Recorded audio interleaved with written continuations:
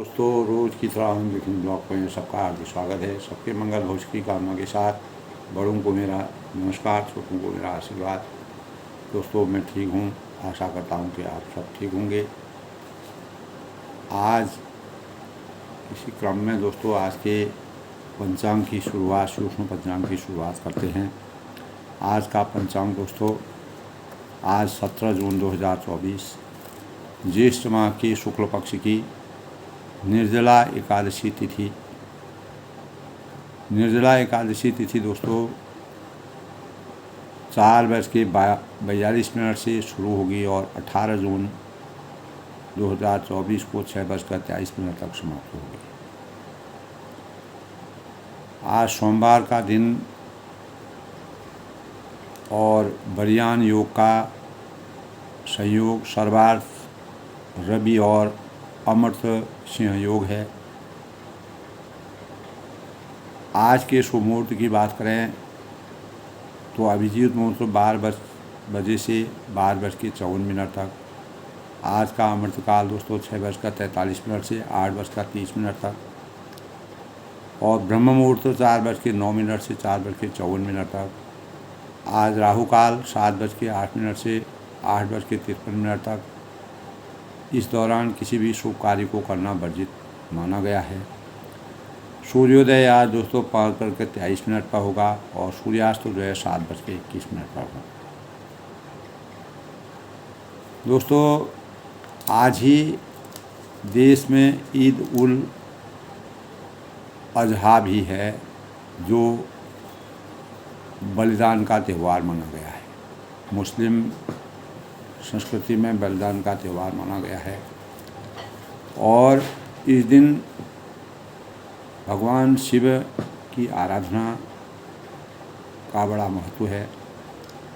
धार्मिक मान्यता के अनुसार शिव जी की पूजा से जीवन में सभी कष्ट दूर होते हैं और सोमवार सप्ताह के प्रथम दिन के अवसर पर नए कार्यों को प्रारंभ करने का बहुत ही शुभ मंगलकारी दिन माना गया है। भगवान भोलेनाथ अपने भक्तों को सुख समृद्धि का वरदान इस दिन देते हैं। शिवलिंग की पूजा करना, शिवलिंग पर जल अर्पित करना, तो सभी देवताओं में दोस्तों शिव सर्वाधिक कल्याणकारी, मंगलकारी और विध्वंसकारी देवता माने गए। शिव के संबंध में दोस्तों शास्त्रों की मर्यादा के अनुसार, हमारे वेदों के मर्यादा के अनुसार अनेक प्रकार का वर्णन मिलता है। शिव निरंकारी थे। शिव जी की वेशभूषा सब देवताओं से अलग थी। सृष्टि में जब कुछ नहीं था दोस्तों, तब शिव जी का ही अस्तित्व था और प्रलय के बाद भी शिव ही शेष रहेंगे, ऐसा हमारे शास्त्रों की मर्यादा है। शिव अनादि और अनंत हैं। सृष्टि का प्रारंभ शिवलिंग की स्थापना से होता है। वहीं से मानव जीवन की सृष्टि का शुरुआत होती है और शिव ही सुंदर हैं, शिव ही वस्तुओं की गाही होती हैं। शिव ही ग्रंथ पुराणों में ब्रह्मा के नाम से संबोधित किया जाता है। शिव जी का नाम उपनिषदों में एक स्थान पर शिव जी के बारे में लिखा है, तमिश्राणां परम महेश्वरं तं देवतानां परम स्वदेवतां पतिं पतीनां परम परस्ताद चिदाम देवं भूनि समीक्षण। सृष्टि में जब कुछ नहीं था दोस्तों, अर्थात शून्य व्यापक था, उस समय ब्रह्मांड में केवल अंधकार फैला हुआ था। शिव ही सूर्य की उत्पत्ति का दिन और रात की रचना करके ब्रह्मा कहलाए। शिव सृष्टि के ब्रह्म हैं और ब्रह्मा और विष्णु के साथ शिव का नाम कल्याणकारी है। लेकिन शिव इंद्र आदि देवताओं से भी उच्च देवता है। शिव महान है। उन्होंने मानव ही नहीं देवताओं की सुरक्षा के लिए जब समुद्र मंथन हुआ था तो उस समय विषपान किया था, इसीलिए वह नीलकंठ कहलाए। देवताओं की विपत्ति को हरने के लिए लोक कल्याणकारी कार्य करने के लिए उन्होंने विषपान करके शिव, ब्रह्मा और विष्णु से भी अधिक पूजनीय माने गए। सूर और असुर दोनों में पूजनीय शिवजी ने अनेक बार असुरों को भी अनेक प्रकार के वरदान, उनकी भक्ति से वरदान प्राप्त किए थे। पुराणों में वर्णित भगवान शिव को त्रिपुर, रावण, भस्मासुर आदि असुरों को वरदान देकर उनको महान बनाया, उनको ज्ञान दिया, उनको शक्ति दी। तो रावण के भाई कुबेर को धन धान्य से परिपूर्ण कर लोक कल्याण, लोकपाल का पद शिव जी द्वारा ही दिलाया गया है। शिव की अनुकंपा से कुबेर देवताओं की तरह पूजनीय माने गए हैं। तो प्राचीन हमारे जो वेद हैं, ग्रंथ हैं, पुराण हैं आदि में शिव का विस्तृत वर्णन मिलता है। शिव को उनकी महानता के कारण अनेक नामों से पूजा जाता है। शिव को सहस्त्रों नामों से वंदना की जाती है। नागेश्वर है, महेश्वर है, नटवर है, चंद्रशेखर है, गंगाधर है, कैलाशपति, मृत्युंजय, पशुपति, सोमदेव, हरिहर, महादेव, त्रिलोकीनाथ, रुद्र, अर्धनागेश्वर, उमापति, शंकर आदि अनेक प्रकार के नामों से भगवान शिव, गौरीपति, गौरापति। तो शिव अपनी महानता के कारण संपूर्ण विश्व में उनका अस्तित्व है।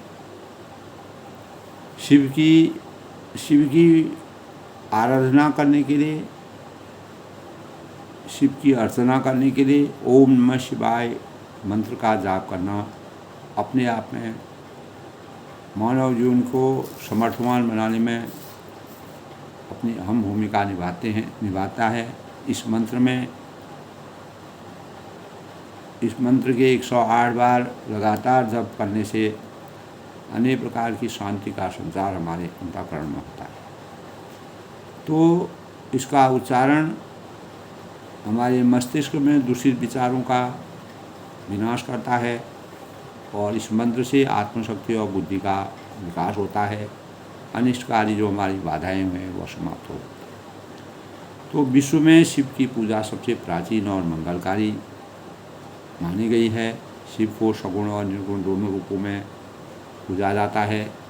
शिव की पूजा शिवलिंग की मूर्ति और उनका चित्र रख के भी की जाती है। ओम त्र्यंबकं यजामहे सुगंध्यं पुष्टिवर्धनम् उर्वारुकमिव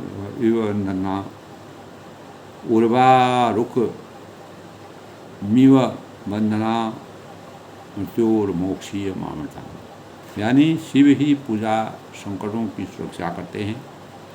और शिवजी को बेलपत्र है, फल है, फूल है, जल अर्पण करके, पंचामृत अर्पण करके, दूध, दही, घी और शिव जी में चंदन का लेप करने से और भोले भंडारी शिव उनकी पूजा करके भगवान शिव प्रसन्न होते हैं। तो हमारे शास्त्रों की मर्यादा के अनुसार दोस्तों शिव जी को सभी भारतवर्ष में शिव की पूजा अनन्य मानी गई है। शिव कल्याणकारी हैं और शिव शांति के स्वरूप हैं और हमारे जीवन में आनंद और सुख और शांति के द्योतक के रूप में मानव जीवन का कल्याण करते हैं। इसी अनुक्रम में दोस्तों आज निर्जला एकादशी का दिन भी है, जो मोक्ष को देने वाली, मोक्ष की प्रतीक मानी गई है। इसको भीमसेनी एकादशी भी कहा जाता है और इस दिन उपवास के साथ गंगा स्नान और दान करने का विशेष महत्व है। धार्मिक मान्यताओं के अनुसार जब वेद व्यास जी ने पांडवों को धर्म, अर्थ, काम, मोक्ष और एकादशी का व्रत, पूजा, उपवास करने का विधान बताया, तब युधिष्ठिर ने भगवान श्री कृष्ण से निर्जला एकादशी के बारे में संपूर्ण विस्तार से बताने के लिए का अनुरोध किया। तब श्री कृष्ण भगवान ने कहा कि हे राजन, इसके बारे में वेद महाधर्मात्मा परम धर्मात्मा वेद व्यास विस्तार से बताएंगे। तब व्यास जी ने बताया कि कृष्ण और शुक्ल पक्ष की जो एकादशी होती है उस दिन किसी प्रकार का अन्न ग्रहण नहीं किया जाता है, और यह व्रत जो है अगले दिन द्वादशी के सवेरे स्नान ध्यान और ब्राह्मणों को दान करके यह व्रत पूरा होता है। और भगवान विष्णु इससे जो है प्रसन्न होते हैं, खुश होते हैं, और मोक्ष की प्राप्ति की द्योतक इस व्रत का महाभारत में भी भगवान श्री कृष्ण ने और वेद व्यास जी ने बड़े सुंदर ढंग से निर्जला एकादशी के भीमसेनी एकादशी भी इसको कहा जाता है, तो इस दिन अन्न ग्रहण करना वर्जित माना गया है। और तभी हमारे उपवास व्रत में हमको मोक्ष की प्राप्ति का द्योतक है। सच्चे मन से, श्रद्धा से, भाव से जो परमात्मा को ध्यान उपवास व्रत करते हैं उनको भगवान विष्णु की कृपा का वरदान मिलता है और जीवन में अनेक प्रकार की मनोकामनाएं पूर्ण होती हैं। इस प्रकार का विस्तार हमारे शास्त्रों की मर्यादा में निहित है। दोस्तों, रोज की तरह रामचरितमानस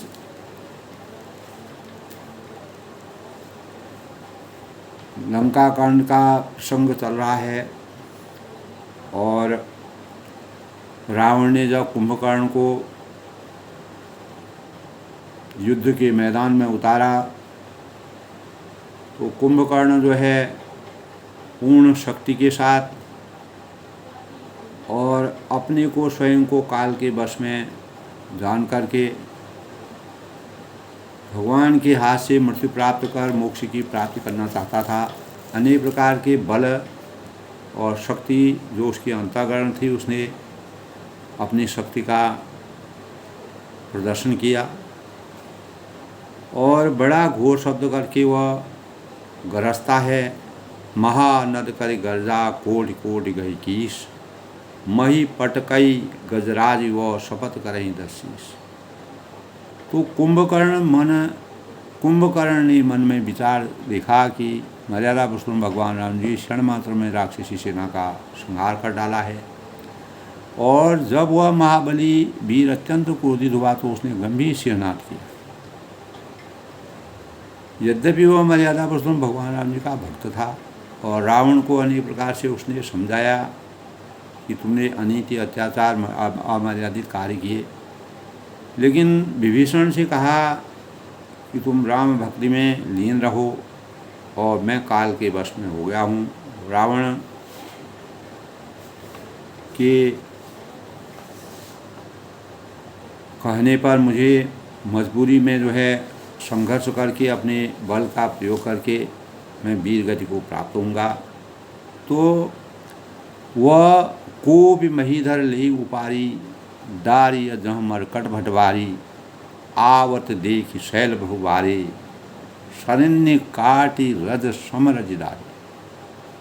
कल के प्रसंग में था दोस्तों कि वह क्रोध करके पर्वत उखाड़ देता है और जहाँ भारी भारी वानर योद्धा होते हैं वहाँ डाल देता है और बड़े बड़े पर्वतों को आते देखकर प्रभु ने उनको बाणों से काट कर धूल के समान चूर चूर कर डाला। मर्यादा पुरुषोत्तम भगवान राम जी ने इसी मर्यादा पुरुषोत्तम भगवान राम जी के शक्ति के साथ को जानना चाहता था, उनके शक्ति भावों का। तो उसने सोनित सोन सोतनकारे जनु काजल गिरि घेर पनारे विकल बिलोक भालुक विधाई विंसा निकट कोई आए। उसने काले शरीर से रुधिर बहता हुआ निकल रहा है, काजल के पर्वत के गेरू के जैसे जो उनके शरीर इतना भयानक शरीर है उससे रक्त बह रहा है। तो व्याकुल देखकर रीछ बानर दौड़े और मर्यादा पुरुषोत्तम भगवान राम जी अपनी नरलीला के माध्यम से इस प्रकार के वर्णन देख रहे हैं। महानाथ कर गर्जा कोटि कोटि गई कीस, मही पट गई गजराज व शपथ गई दर्शी। तब बड़ा घोर शब्द करके वह गरजता है। राक्षसी माया 6 महीने सोता है, 6 महीने जागता है और करोड़ करोड़ बानरों को पकड़कर वह गजराज की तरह उन्हें पृथ्वी पर पटकने लगता है और रावण की दुहाई देने लगता है। तो इस प्रकार मर्यादा पुरुषोत्तम भगवान रामचंद्र जी कुंभकर्ण की इस प्रकार की जो उसके वीरता के भाव हैं उनको बड़े ही चाव से देख रहे हैं और दोनों तरह के प्रकार के युद्ध का वर्णन देख रहे हैं और शांत भाव से वह इस विभीषिका को देख रहे हैं। तो संतुलित मन स्थिति मर्यादा पुरुषोत्तम भगवान राम जी की सर्वोपरि उपलब्धि है। आदर्श के प्रतिमान मर्यादा पुरुषोत्तम भगवान रामचंद्र जी ने सभी राक्षसों को इस प्रकार का अवसर दिया और उनको ज्ञान के मार्ग में लाने के प्रयास किया। यद्यपि कुंभकर्ण राक्षसी माया से अभिशप्त था, लेकिन रावण की अनीति के कारण रावण के कहने पर वह मजबूर था, वह उसको युद्ध में उतरना पड़ा। तो मर्यादा पुरुषोत्तम भगवान राम जी शांत और संतोष जो बाह्य परिस्थितियों पर टिके हुए नहीं हैं, वो आंतरिक मनस्थिति पर अवलंबित है। दोस्तों, जीवन की सभी उपलब्धियों में मन की शांति मर्यादा पुरुषोत्तम भगवान राम जी ने यही विचार इस सृष्टि में संचरित करने के भाव व्यक्त किए।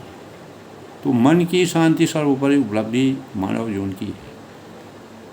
रामचरितमानस में लंका कांड में जिस प्रकार का परिवेश है, मर्यादा पुरुषोत्तम भगवान राम जी किस प्रकार की बुद्धि, सामर्थ्य, वैभव, कीर्ति, संपत्ति की अपनी महत्ता और उपयोगिता को का पूर्ण वर्णन किया, ये सभी मिलकर भी संतुलित और शांत मन स्थिति की क्षमता के भाव है। तो अनेक विद्वानों ने दोस्तों अपने जीवन को सर्वोत्तम बातें और उपलब्धियों को प्राप्त करने के लिए स्वास्थ्य है, बुद्धि है, सामर्थ्य है, वैभव है और कीर्ति है, ये मानक जो है मर्यादा पुरुषोत्तम भगवान राम की आदर्शता के सबसे बड़े सूत्र थे और उन्होंने अपने जीवन में इसको चरितार्थ करने का मन बनाया। इसी सूची को उन्होंने अपने गर्व के साथ जीवन की सफलता एवं सार्थकता ये 5 बातों पर आधारित माना। तो सबसे आवश्यक वस्तु दोस्तों मन की शांति। मर्यादा पुरुषोत्तम भगवान रामचंद्र जी ने अपने पूरे 14 साल के वनवास के दौरान मन की शांति और सहनशीलता और गंभीरता को जिस प्रकार से अपने जीवन का मानक बनाया, वह सृष्टि में हमेशा उनकी विजय पताका के प्रतीक के रूप में उनके भावों को मानव जीवन पर के जीवन को अंकुरित करने का सबसे बड़े भाव है। इसके बिना तो सभी उपलब्धियां दोस्तों की सिद्धि प्राप्त नहीं हो सकती है। तो बुद्धि है, वैभव है, संपत्ति है, स्वास्थ्य है, कीर्ति है, प्राप्त करने के लिए मनुष्य जीवन पर्यंत प्रयत्न करता रहता है। तदनुरूप सफलता असफलता भी प्राप्त करता है। जब युद्ध के रण क्षेत्र में जब रावण का पूरा सेना और रामचंद्र की पूरी सेना युद्ध में उतरती है, तो कहीं सफलता होती है, कहीं असफलता की प्राप्ति होती है। तो अध्ययनशीलता और लगातार अपने अपने स्वरूप को मर्यादा पुरुषोत्तम भगवान राम जी जिस प्रकार से चरितार्थ किया, तो बौद्धिक क्षमताएं को विकसित करने का प्रयास किया। वैभव है, संपत्ति है को प्राप्त करने के लिए व्यवसाय का अवलंबन कीर्ति और सत्कार्यों से मिलती है। आहार विहार के नियमों का पालन करना, मनोयोग पूर्वक किए गए पुरुषार्थ द्वारा मनुष्य असीम सफलता प्राप्त कर सकता है। इन मार्गों को मर्यादा पुरुषोत्तम भगवान राम जी ने मानव जीवन के लिए कृत संकल्प होकर के कार्य करने के भाव अंकित किए। इन सब का अवलंबन सहारा लेकर सफलता की कामना करने के लिए मानव की चेतना को जगाने का प्रयास किया। मन की शांति की बात तो अधिकांश व्यक्ति करते हैं दोस्तों, पाने की अपेक्षा भी रखते हैं, पर उन आधारों को ढूंढने अपनाने का साहस कोई नहीं जुटा सकता। तो जिन पर बाह्य वस्तुओं एवं आकर्षणों के ढूंढने का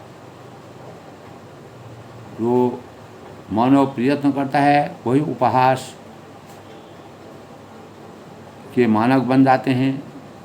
तो वस्तुओं के आकर्षण में आबद्ध होते हुए हमारे जीवन में अशांति बढ़ती है। मन शांति आत्मनिर्भर आत्म विस्तार के लिए किए जा रहे प्रयासों पर आधारित है। मर्यादा पुरुषोत्तम भगवान राम जी मन की शांति को सबसे बड़ा मानक बनाया। अपना आपा जितना भी संतुलित होगा, रामचरितमानस से हमें यही शिक्षा मिलती है, यही प्रेरणा मिलती है कि असंतोष उतना ही अधिक, जितना हम अपने को संकुचित रखेंगे हमारा असंतोष उतना ही बढ़ेगा। रावण ने अपने को हमेशा अनेक महत्वाकांक्षाओं की अपेक्षा और अज्ञान रूपी अंधकार का पर्दा अंतःकरण में रखने से असंतोष की अनुभूति प्राप्त की। तो अपनी ऊर्जा एवं प्रकाश को समस्त जो मर्यादा पुरुषोत्तम भगवान राम जी अपनी ऊर्जा और प्रकाश से इस सृष्टि में आत्मसंतुष्टि के भावों से मानव जीवन को गौरवान्वित करने के कार्यों को रामचरितमानस के माध्यम से जन जन तक पहुँचाने का प्रयास तुलसीदास ने किया है। तो आत्मविस्तार के प्रयत्नों पर भी दोस्तों आंतरिक शांति निर्भर करती है। यही हमको रामचरितमानस से शिक्षा मिलती है। लंका कांड में दोस्तों जिस प्रकार मर्यादा पुरुषोत्तम भगवान राम जी को आत्मविश्वास का पुनर्जागरण हुआ, इसके लिए श्रेष्ठ भावनाओं को, स्वभाव की उदारता और गतिविधियों में चेष्टता को अपनाना और सोच समझ का कार्यों को परिणित करना, कहाँ पर किसके द्वारा कौन सा कार्य किया जाएगा, उन कार्यों की ओर मानव जीवन को और अपनी सेना को जिस प्रकार से उन्होंने मानव लीला कर करके अपनी सेना के आत्मबल को बढ़ाया, तो यही रावण की अज्ञानता का अंत का सबसे बड़ा कारण रावण का रहा। तो तब कुंभकर्ण जब अपने युद्ध में उतरता है तो अपने प्रभाव को दिखाता, अपने बल को दिखाता है। मायावी शक्ति के कारण भगवान शिव ने अनेक प्रकार के वरदान सूर और असुर दोनों को दिए हुए थे। उन्हीं मायावी शक्ति का वह प्रयोग करते हैं। मर्यादा पुरुषोत्तम भगवान राम जी को उसको आत्मबोध के साथ देखते हैं, समझते हैं। आगे भाल बलि मुख जूथा, बुर्ग बिलोग जिमें मेघ बरू था, चले भाग कभी भाल भवानी, विकल पुकार आरद में। तो आज के प्रकरण में दोस्तों यह देखकर रीछ बानरों के झुंड ऐसे भागे जैसे भेड़िए को देखकर भेड़ों के झुंड जो है, कुंभकर्ण का इतना विशाल शरीर था। तो तब शिवजी उमा यानी पार्वती से कहते हैं कि भवानी से कहते हैं कि बानर भालू व्याकुल होकर आर्तवाणी पुकारते हुए भाग चले जाते हैं। तो मर्यादा पुरुषोत्तम भगवान राम जी इस रचना को देख रहे हैं। यह निचितर दुकाल समाही कवि कुल देह करण कर रही, कृपा बाज धर राम खरारी, पाहि पाहि प्रणाम तिहारी। यानी वे कहने लगे कि यह राक्षस दुर्भिक्ष के समान है, यानी जो अब बानर कुल रूपी देश में पड़ना चाहता है। हे कृपा रूपी जल के धारण करने वाले मेघ रूप श्री राम, हे खर के शत्रु, खर और दूसरों को मर्यादा पुरुषोत्तम भगवान राम जी ने उनका वध किया था। तो शरणागत के दुख हरने वाली रक्षा ऐसे समय में जो है बानरों की रक्षा कीजिए। तो मर्यादा पुरुषोत्तम भगवान राम जी शांत मन से और निर्भीकता से बिना भय के पूरी रचना को देखते हैं। शकरुण जब शिवजी पार्वती से ऐसा कहते हैं, उनको भी दया आती है। शकरुण बचन सुनर भगवाना, चले सुधार सरासन बाना, राम से निज पाछे गाली, चले सको महाबल। करुणा भरे वचन सुनते ही भगवान धनुष बाण सुधार कर चले। उनको दया आ गई, भगवान शिव भी प्रकट हो गए और राम सेम निज पाछे वाली महाबलशाली श्री राम जी ने सेना को अपने पीछे कर लिया और वे अकेले क्रोधपूर्वक चले। उनको क्रोध आ गया सेना को देख करके, सेना की दशा को देख करके। खेज धनुष सर सत संधाने, छूटे तीर शरीर समाने, लागत सर धावा रिस भरा, उधर डगमगद डोल रहा। यही प्रसंग दोस्तों जब मर्यादा पुरुषोत्तम भगवान राम जी ने जब उनका स्वयंवर हुआ था, तो स्वयंवर में अनेकों देश विदेश के राजा आए थे। उन राजाओं ने अपने बल का प्रयोग करके स्वयंवर में सीता जी को वरना चाहते थे। तो अपने अपने बल का स्वरूप का उन्होंने वहाँ पर अपने बल को प्रकट किया, लेकिन कोई भी शिव जी के धनुष को क्षण मात्र भी टस से मस नहीं कर पाए। तब मर्यादा पुरुषोत्तम भगवान राम जी शांत मन से बैठे थे, धीर बुद्धि से बैठे थे। जब जनक जी ने इस प्रकार का उद्घोष किया कि ये संसार जो है, अब सीता जी को विवाह होना मुश्किल है और इस संसार से जो है क्षत्रिय जो है पूर्ण रूप से क्षत्रियों का अस्त हो चुका है। कोई भी जो है शिव जी के धनुष को तोड़ने के लिए बलशाली नहीं रह गया है। यानी जो शक्ति है, शक्ति वीर हैं, वह इस संसार से हमेशा के लिए अस्त हो गए हैं। ऐसे प्रकार के विचारों को करके लक्ष्मण जी को क्रोध आ गया। जनक जी की बातों को सुन करके जनक भी दुखी थे। उनको अपनी पुत्री का स्वयंवर करना था, संकल्प लिया था। तब मर्यादा पुरुषोत्तम भगवान राम जी, लक्ष्मण जी क्रोध में आए। तब मर्यादा पुरुषोत्तम भगवान राम जी ने लक्ष्मण जी को समझाया और तुरंत ही उन्होंने शांति धीरता के भावों को प्रकट करते हुए, आदर्शता के मानकों को स्वीकार करते हुए शिव जी को धनुष को छूते ही तोड़ दिया। और तब जनक जी को मर्यादा पुरुषोत्तम भगवान राम जी की शक्ति का स्वरूप जो है, उनका शक्ति थी, उसका पता चला। तब जय जयकार करके फूल बरसने लगे आसमान से, देवताओं ने फूल। यही प्रकरण दोस्तों मर्यादा पुरुषोत्तम भगवान राम जी 8 दिन की लंका में राम और रावण युद्ध का जो 8 दिन का युद्ध है, इस युद्ध में एक एक करके योद्धाओं का बल देखने का प्रयास किया और उस बल को कैसे उन्होंने कुचल करके अपने शांति भाव से रण की मर्यादा के अनुसार कार्य करने का के भाव। तब उन्होंने खींच धनुष सरतन संधाने, उन्होंने धनुष को खींच कर 100 बाण संधान किए। बाण छूटे तीर शरीर समाने, और बाण छूटे उसके शरीर के समा गए, और बाणों के लगते हुए क्रोध में भरकर दौड़ा। लागत सरधावा सिर भरा, उधर डगमगद डोल धरा। उसके दौड़ने से पर्वत डगमाने लगे और पृथ्वी हिलने लगी। लीन एक तही शैल पाटी, रौकुल तिरक भुजा सोई काटी। धावा बाम बाहु गिरिधारी, प्रभु सो भुजा काट महता। उसने एक पर्वत उखाड़ लिया और रघुकुल तिलक श्री राम जी ने उसकी एक भुजा काट दी।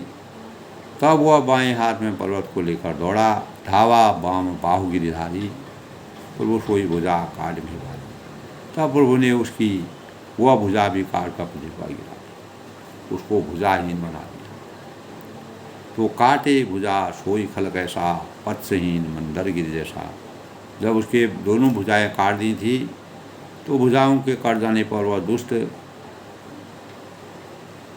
बहुत ही अजीब दिखने लगा, और बिना पंख का मंदराचल परवाह पहाड़ जैसा उसको उसकी रचना हो गई। उग्र विलोकन प्रभु विलोका, उसने उस दृष्टि से प्रभु को देखा, और विषद सहर मानो त्रिलोका, मानो तीनों लोगों को वह निकल जाना चाहता था। क्योंकि इस प्रकार से उसकी मौत हुई। करी चिक्कार घोड़ थी, धावा बदन पसार, गगन सिद्ध सुर त्रासित हा हा प्रेत। तब वह बड़े जोर से चिंगाड़ करके मुंह फैलाकर दौड़ा, और धावा बदन पसार, गगन सिद्ध सुर त्रासित, और आकाश में सिद्ध और देवता डर गए, और वह हाहा हित पुकार हाहा करके पाने लगे। यानी धरती हिलने लगी, चारों ओर से युद्ध के बादल मंडराने लगे। राम मर्यादा पुरुषोत्तम भगवान राम जी अपने बाणों का प्रहार किया, और कुंभकर्ण इतना बलशाली था कि उसका अपार शक्ति वाला था। सभय देव कर्णा निधि जाने हो, सुवन प्रजंत सरासंतान हो।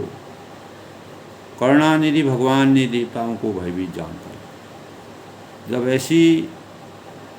ऐसा परिवेश देख करके मर्यादा पुरुषोत्तम भगवान राम जी ने सभी देवताओं को भयभीत देखा, सुवन प्रजंत सरासंतान, तब उन्होंने धनुष को कान तक तान करके खींच करके राक्षस के मुख के बाणों के समूह को भर दिया। यानी राक्षस के मुंह को बाणों के समूह से भर गए। उसके बाद तदपि महाबल भूमि पर, तब भी वह महाबली पृथ्वी पर न गिरा। इतना करने पर भी तो तब शरण भरा मुख सन्मुख धावा, काल त्रोण सजीव जन आवा। तब प्रभु को तीव्र सरलीना, धरते भिन्नतासु सिर कीना। तब मुख में बाण भरे हुए वह प्रभु के सामने दौड़ा। शरण भरा मुख सन्मुख धावा, काल त्रोण सजीव जन आवा। सामने दौड़ा और मानो काल रूपी सजीव तरकस ही आ रहा है। तब प्रभु को तीव्र सरलीना, तब प्रभु ने क्रोध करके 30 बाण लिया, और उसने सरते भिन्नता से देना, सिर को धड़ से अलग कर दिया। तब मर्यादा पुरुषोत्तम भगवान राम जी ने को तसा कर इस प्रकार से मारा कि अंततोगत्वा उन्होंने सिर से धड़ को अलग कर दिया। तब पूरे देवताओं ने इस प्रकार का प्रसंग देखा। सो सिर पर्यों दशानन आगे, विकल भयों जिमें पंचवन त्यागी। धरेंद्र सही धर भाव प्रचंडा, तब प्रभु काट की। जिस प्रकार से रावण जो है अनाचार, अत्याचार और अहंकार और जानकी जी को हर करके लाया था, ठग करके, तो उसी प्रकार में ज़्यादा भगवान राम जी ने रावण की दशा को चरितार्थ किया। इस प्रकार से उसको रचना दिखाई। जो जस करें तस फल पावा, जिस प्रकार का कार्य करेगा वैसे उसको फल की प्राप्ति होगी। विश्व प्रधान फल रचि राखा, जो जस करें तस फल। तो अपने अपने कर्तव्यों के अनुसार फलों की रचना परमात्मा द्वारा निर्धारित है। तो रावण ने जिस प्रकार के कर्म किए हैं उसका फल उसको भुगतना पड़ेगा। सिर रावण के आगे जा गिरा कुंभकर्ण का, और उसे देखकर रावण ऐसा व्याकुल हो गया, विकल भयों जिमी फने मन त्यागे। और जैसे मणि से छूट जाने पर सर्प जो है परेशान हो जाता है। धरनि धसई धर धाव प्रचंडा, कुंभकर्ण का प्रचंड धड़ दौड़ा जिससे पृथ्वी धसी जाती है। तब प्रभु ने काट कर उसके 2 टुकड़े कर दिए। मजबूरी थी मर्यादा पुरुषोत्तम भगवान राम जी ने असत्य, अनाचार, बुराई और व्यभिचार को समाप्त करने के लिए, रावण के अहंकार को समाप्त करने के लिए, रावण का अंत करने का प्रयास किया। सो भूमि जिमि नभ के भूधर, हेठ दाब कपिभाल निशाचर, तासु तेज प्रभु बदन समाना, सुर पुण्य सभई असंभव नाना। बानर, भालू और निशाचरों को अपनी चीजें दबाते हुए दोनों टुकड़े पृथ्वी पर ऐसे गिर पड़े जैसे आकाश में 2 पहाड़ गिरे। तुलसीदास जी ने इस प्रकार का साकार वर्णन किया है दोस्तों। तासु तेज प्रभु बदन समाना, उसका तेज प्रभु श्री राम जी के मुख में समा गया। सर्वभूमि समय असंभव नाना, यह देखकर देवता और मुनि सभी ने आश्चर्य चकित हो गए। सूर्यदुंड भी बजाव ही हर सही, अस्तुति करें सुमन बरबर सही, कर विनती सुर सकल सिधाई, दे ही समय देव ऋषि आए। देवता नगाड़े बजाते हैं। कुंभकर्ण को जब मर्यादा पुरुषोत्तम भगवान राम ने संधान कर दिया, उसकी मृत्यु कर दी, तो सभी देवता प्रसन्न हो गए। अन्याय, अधर्म, अत्याचार इस संसार से जाता रहा। और स्तुति करते हुए भगवान बहुत से देवताओं ने फूल बरसाए। स्तुति करें सुमन बहु बरसई, विनती करके सब देवता चले गए। कर विनती सुर सकल सिधाए, सभी देवता इस प्रसंग को देख रहे हैं। इस प्रकार के वातावरण को, परिवेश को देख रहे हैं। उसी समय देवर्षि नारद वहाँ पर आए। तब देवर्षि नारद कहते हैं, गगनो परिहरि गुण गण गाए, रुचिर वीर रस प्रभु मन भाई। आकाश के ऊपर उन्होंने श्री हरि के सुंदर वीर रस युक्त गुण समूह का गान किया। और रुचिर वीर रस प्रभु मन भाई, जो प्रभु के मन को बहुत ही भाया। वेग हतऊ खल कही मन गाए, मुनि यह कहकर चले गए कि सब दुष्ट रावण को शीघ्र। तब उन्होंने कहा कि कुंभकर्ण तो मार दिया है, रावण को जल्दी मार करके समाप्त करिए, रावण की लीला समाप्त करिए। राम समर मही शोभित भई। और उस समय मर्यादा पुरुषोत्तम भगवान राम जी रणभूमि में आकर अत्यंत सुशोभित हुए। जब उनका रणभूमि का वर्णन तुलसीदास जी ने किया है तो वह बहुत ही सुशोभित दिखने लगी। संग्राम भूमि विजय विराज, रघुपति अतुल बल कौशल धनी, सम बिंदु मुख राजो लोचन, अरुण नन शोणित कनी, भुज जुगल फेरत सर सराहत, भालु कपिचौ ऋषि बने, कह दास तुलसी कही न सके सविशेष श्री आनंद। अतुलनीय बल वाले कौशलपति श्री रघुनाथ जी रणभूमि में सुशोभित हैं। संग्राम भूमि विराज रघुपति अतुल बल कौशल धनी, और श्रमबिंदु मुख राजो लोचन अरुण तन सोने धनी, और मुख पर पसीने की बूंद है और कमल के समान नेत्र, भुज जुगल फेरत सर सरासन, भालु कपिचौ दिश बनी, और शरीर पर रक्त के कण, और दोनों हाथों में धनुष बाण फिरा रहे हैं। चारों ओर ऋषवानर सुशोभित हैं। भालु कपिचौ दिशि बने, भुज जुगल फेरत सर सरासन, भालु कपिचौ दिशि बने, कह दास तुलसी कही न सक विशेष जनी आनंद धनी। और शरीर पर रक्त के कण हैं, दोनों हाथों में धनुष बाण सुशोभित हैं। चारों ओर ऋषवानरों सेना सुशोभित है। तुलसीदास जी कहते हैं, कहा दास तुलसी कही न सक विशेष जनी आनंद। तो ऐसे समय में तुलसीदास जी वर्णन करते हैं कि प्रभु की इस छवि का, इस शोभा का, इस विशाल काय छवि का वर्णन शेष जी भी नहीं कर सकते। और जिनके बहुत से हजार मुख हैं, शेष जी के बहुत से हजार मुख हैं, वह भी अपने इतने मुखों से भी उस दृश्य का वर्णन नहीं कर सकते। इस प्रकार की अतिशयोक्ति करके तुलसीदास जी ने रामचंद्र के स्वरूप का बहुत ही सुंदर वर्णन किया है। यानी कुंभकर्ण की मृत्यु के बाद मर्यादा पुरुषोत्तम भगवान राम जी किस प्रकार का प्रहार किया। निशिचर अधम मला करो पाई दीन निधाम, गिरजा ते नर मंदमती जे न बधई से। तो ऐसे समय में जब कुंभकर्ण का अंत हो जाता है, मर्यादा पुरुषोत्तम भगवान रामचंद्र ने अपने स्वरूप को दिखा कर, अपने दिव्य स्वरूप को दिखा करके कुंभकर्ण का अंत किया और उसका सिर धड़ अलग किया और धड़ के भी दो भाग किए। तब वह स्थिर होकर के जो है एक जगह पर शांत हुआ और रावण के आगे उसका सिर गिर पड़ा। तो ऐसे समय में शिव जी कहते हैं, निशिचर अधम मला करो दीन दीन कर धाम, गिरजा ते नर मंदमती जे न बधई से। तो हे गिरजे, तब पार्वती से कहते हैं, गिरजे कुंभकर्ण जो नीच राक्षस और पाप की खान था, उसे भी श्री राम जी ने अपना परम धाम दे दिया। यानी उसको भी परम धाम की प्राप्ति, मोक्ष की प्राप्ति हुई। जो पाप का खान था, पापों का घड़ा था, पापों का भंडार था, जे न भजई श्री राम। तो अगर ऐसे लोग, ऐसे राक्षसी माया से जन्मे हुए कुंभकर्ण को भी मर्यादा भगवान राम जी ने पापों के समूह से अंत करके उसको परम धाम की प्राप्ति कर दी, मोक्ष की प्राप्ति कर दी। तो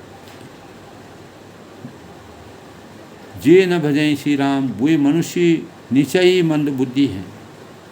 गिरजा ते नर मंद बुद्धि, वह मनुष्य इस संसार में मंद बुद्धि हैं, अज्ञानी हैं, ज्ञान की पिपासा नहीं जानते हैं, मर्यादा पुरुषोत्तम भगवान परमात्मा का आशीर्वाद नहीं जानते हैं, भगवानों की क्या शक्ति है उसके बारे में जिनको ज्ञान नहीं है, जो उन श्री राम जी को नहीं भासते।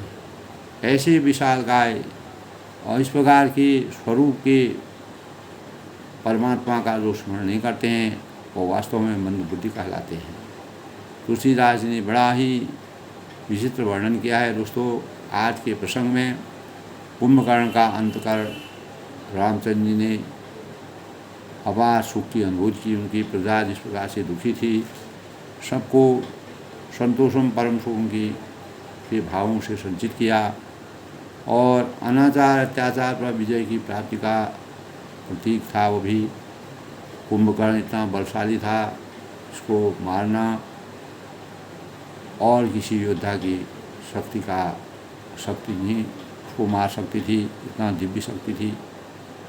तो मर्यादा पुरुषोत्तम भगवान राम जी ने जैसे कुंभकर्ण यद्यपि चाहता था कि मोक्ष की प्राप्ति के लिए मर्यादा पुरुषोत्तम भगवान राम जी उसको ऐसे नहीं मारेंगे, तो उसने रणभूमि में अपना पूरा प्रताप दिखाया। सभी रामचंद्र जी को क्रोध आकर के उन्होंने कहा इसको भी समाप्त करना पड़ेगा। अंतोगत्वा ऐसे पाप के कुंड को भी उन्होंने मोक्ष की प्राप्त करके हमेशा के लिए संसार के जन्म मरण के बंधन से दूर किया। यही परमात्मा का सबसे बड़ा आशीर्वाद है। अनेक प्रकार के अत्याचार, अनाचार, दुष्प्रवृत्तियों से जैसे मनुष्य जो उनकी शरण में जो उनको याद करता था, उनको भी उन्होंने मोक्ष की प्राप्ति की। इस प्रकार कुंभकर्ण को भी मोक्ष की प्राप्ति हुई।